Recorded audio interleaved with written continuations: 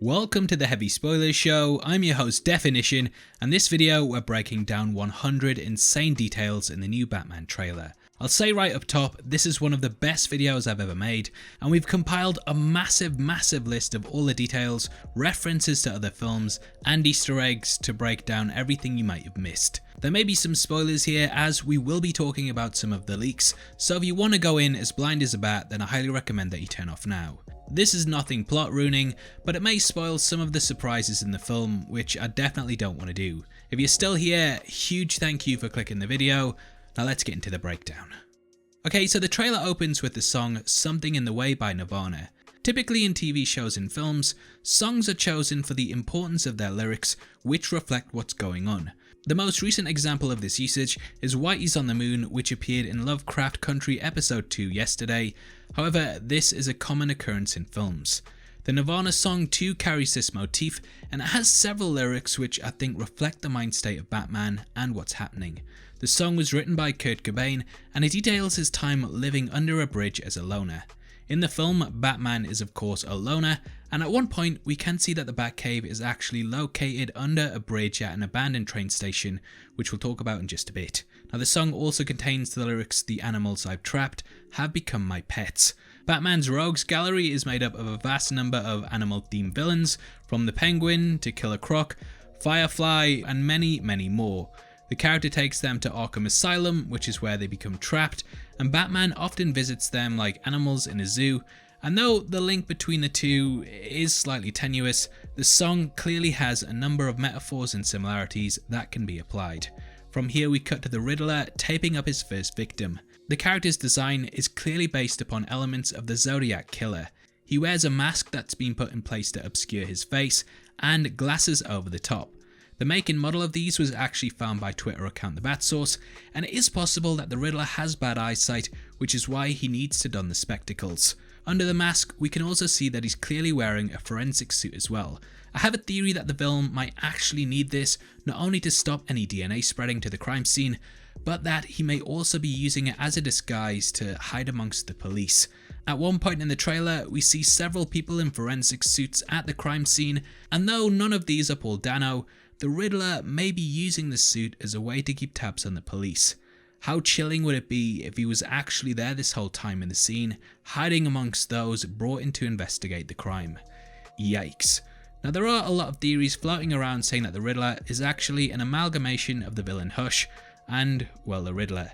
This was a plot point in the animated film adaptation of the graphic novel, and though it wasn't present in the original source material, it could be a possibility. In that, Bruce was taunted by a villain that tied back to his past called Tommy Elliot. Growing up, he was close friends with the character, and though they shared a lot of similarities, Tommy ended up going a different way, becoming the villain Hush.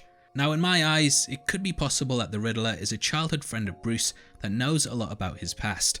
Remember that in the comics, the Riddler actually figures out who Batman is, and it could be that he's been so close to the character that he's able to see through the facade that he puts on as Bruce Wayne, joining the dots over his identity. This is hinted at by the final line in the trailer, in which the Riddler tells Batman that he's a part of it too. Now as for who the victim is, this is actually the mayor of Gotham City. His death takes place in the character's office, which becomes a key location later in the trailer. On the wall there are several newspaper clippings for the character, and though they fly by in a split second, there are a number of things that we can take from these. Now firstly, we can confirm that the mayor's name is actually Don Mitchell Jr. This can be seen in one of the headlines, which gives his first name as Don, and then the second, which gives the title Mayor Mitchell Jr. We can also see another headline discussing how Bella Real lost. Bella Real is played by Jamie Lawson, and on IMDb she's also listed as a mayoral candidate. With the mayor dead, this film could potentially open the door to have the Penguin run for the position, and this is something that was present in the 1966 show, the Earth 1 graphic novel, and Batman Returns. It definitely could be in place here, and there are theories that the Penguin has a gang which is terrorizing the city so that he can come in and seem like a savior when he stops them. On another newspaper, we can also see the headline, "Seawall Construction Stalled." In the DC fandom panel, Matt Reeves stated that this film was going to pull from movies like Chinatown, which is actually based around the California water wars. When we jump to the Batcave later, we can see that it's actually part of a Wayne Industry construction site due to a sign that can be seen above the archway. This could perhaps be the seawall that the headline was referring to, as we already know that production was stalled on it, and it would explain why the location looks so run down. There are also other things that we can take from this, and it was leaked last year that Batman will be using a Batcave that is actually built into the architecture of Gotham City itself, and this seems to set this up. It actually looks like it might be an abandoned train station, and this would give the character access to several areas in Gotham at once. It would allow him to travel underground without being noticed, and would also mean that he could pop up and disappear without drawing any attention to himself. We can also see in the cave that there's the Batbike, which was shown in scenes and had the guy falling off his bike. I'm sorry, I shouldn't have brought that up. Now, you may also notice that the bike scene that we saw being filmed at a cemetery is present in this trailer too. The fact that we see Bruce riding in without his costume, and we know that the Batsuit appears here later, gives it away that the cemetery will actually be the entrance to the Batcave, and that the character will pop up here time and time again. Now, jumping back from this tangent and going to where we were at the beginning, our cut after the newspaper headlines shows us the mayor with tape over his face and the text "No More Lies." The character is sat in the chair that was actually shown in Matt Reeves' photo of the clapperboard, which he posted on the first day of filming. We then hear the breathing of the Riddler over the top of this clip, and though this is meant to show that the Riddler is actually at this location, we can see in the scene that it's taking part during the police investigation due to the officer behind the body wearing a white shirt and black tie. In the next shot, we see Gordon walking towards the crime scene. Now, the fact that these are FBI officers does add weight to this being the mayor, as it's unlikely that they'd be brought in to just investigate any random murder. Now, these officers are actually looking directly at the camera, and in hindsight, we know that this is Batman. This is actually a reference to the Silence of the Lambs, in which a similar shot is used when Clarice Starling enters a crime scene. In that, she was given funny eyes by the officers because she was a woman, but Batman is clearly given funny eyes here because, well, he's a man dressed as a bat.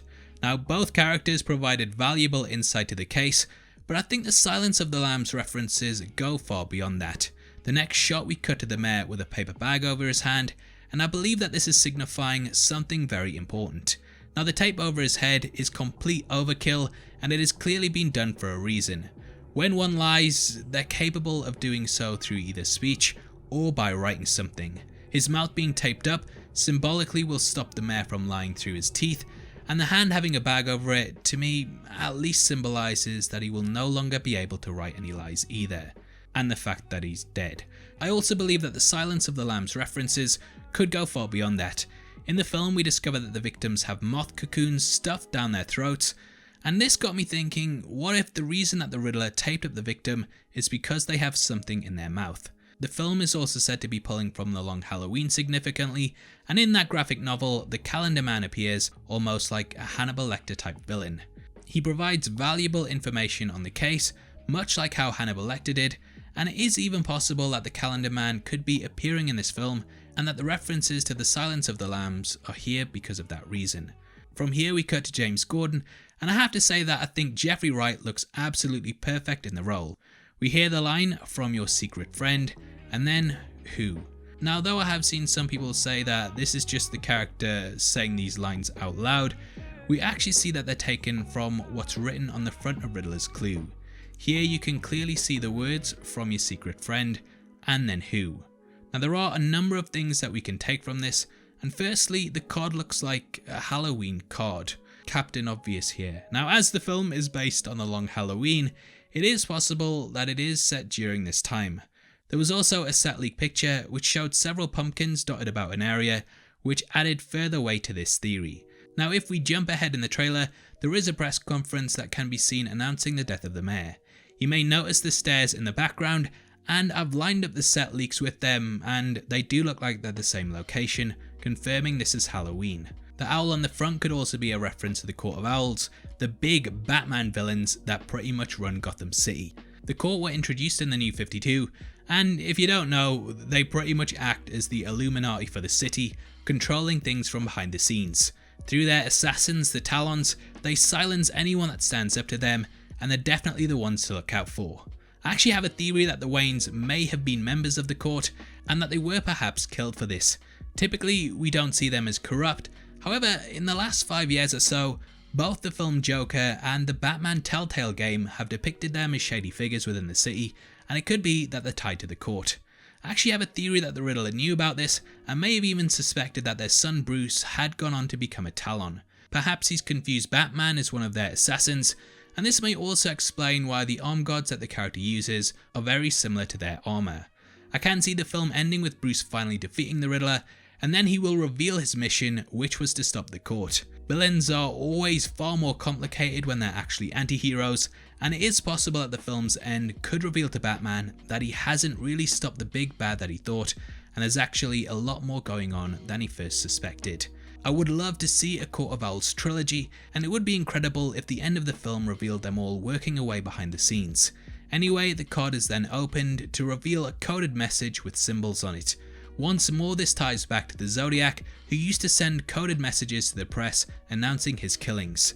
Now shoutouts to Andrew Lane for solving this riddle, and it actually says, "What does a liar do when he's dead?" with the answer being, he lies still. We then go to the forensics team taking photographs.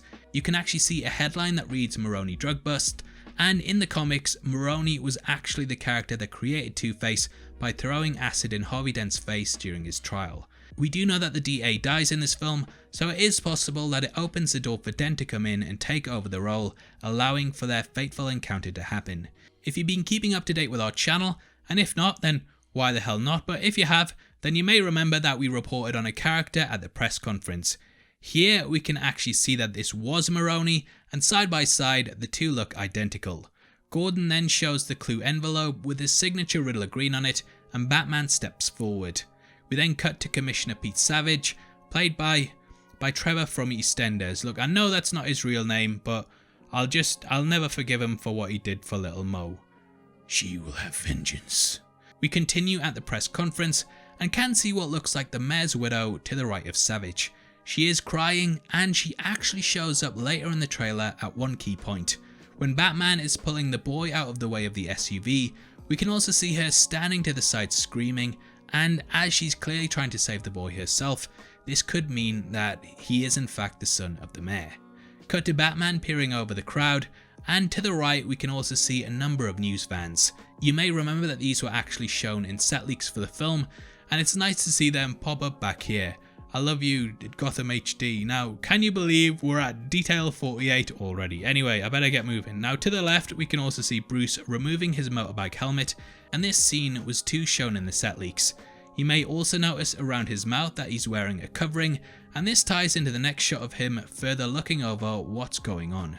You may also notice that he's wearing lovely guy liner under the helmet, and you know what, as much as this is getting hate, I actually really like it. Typically in Batman movies, we can see that his eyes underneath the cowl have black around them, however, often when he removes it they disappear, so I'm glad that it's remained here, as in my eyes it adds a lot more authenticity. We then see the funeral scene itself, which is filmed at Cardington Sheds. And there are a number of notable things to take from this, and firstly, the SUV looks like it has DOA written all over it.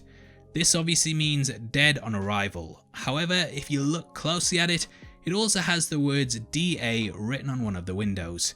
DOA is of course a play on DA, the district attorney, who in this film is Gil Coulson, played by Peter Sarsgaard. If you look closely, you can actually see it's him under the tape, and yeah, it doesn't look like he's gonna be hanging around for long. There's also a Riddler symbol on top of the car, and I just feel so bad for poor old Gil.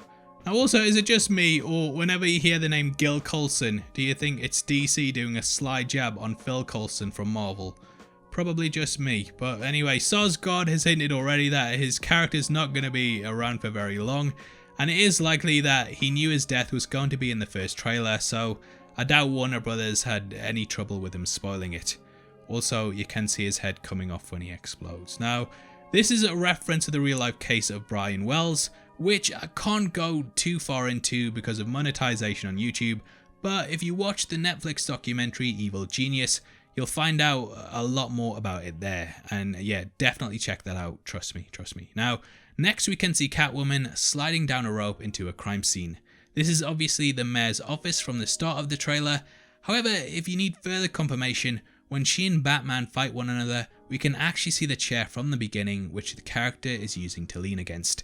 Catwoman is breaking into the mayor's safe, and this is likely to get a ledger of names. In The Long Halloween, Catwoman did this too to Falcone, and Batman confronted her in his penthouse. It looks like this might actually be the first time that the two meet, and it's a brilliant way to introduce her. Also, on the back of her head, we can see that her balaclava forms what looks to be cat ears. We then go to the Gotham docks, namely Gotham Sanitation, and see a mob meeting. In mobster terms, sanitation is often referred to as the cleaning up of bodies, and it looks like this could be the base for Penguin. Speaking of Penguin, Colin Farrell looks absolutely unrecognisable as the character, and I just have to say the prosthetic work is incredible, and I can't wait to see his performance. The character also has a large scar under his face, showing that he himself has been through a lot of battles. However, as we know, the Penguin does use a lot of goons to do his dirty work. Now, I have seen these mistakenly labelled as the Joker's gang. However, in Batman Returns, the Penguin too use clown-like villains, and in Arkham City, they also donned black and white face paint. Thus, this is likely his forces, and not the Joker's. Later we see Batman beat up one of these thugs, and the group stand around completely horrified. There's even this guy who cries, "What's the matter? Gonna cry now?" Now I actually think that this is setting up the Sons of Batman. In the graphic novel The Dark Knight Returns, there is a gang in Gotham that's called the Mutants. Predominantly, this is made up of young teenagers who've been influenced into a life of crime by the mutant leader. However, Batman publicly beats the crap out of him in front of all his followers, and they decide to become a group known as the Sons of Batman, who fight for justice in the city. Now on top of this, there were also a lot of theories floating around that said this movie was going to be set in the 90s. However, we do see one of the gang members holding up an iPhone and filming his friend getting the absolute crap beaten out of him. Now we then see the Batsuit in red lighting, and this is the same lighting that was used in the initial Batsuit reveal. It is possible that this confirms one of the leaks and actually shows the destruction of the suit itself.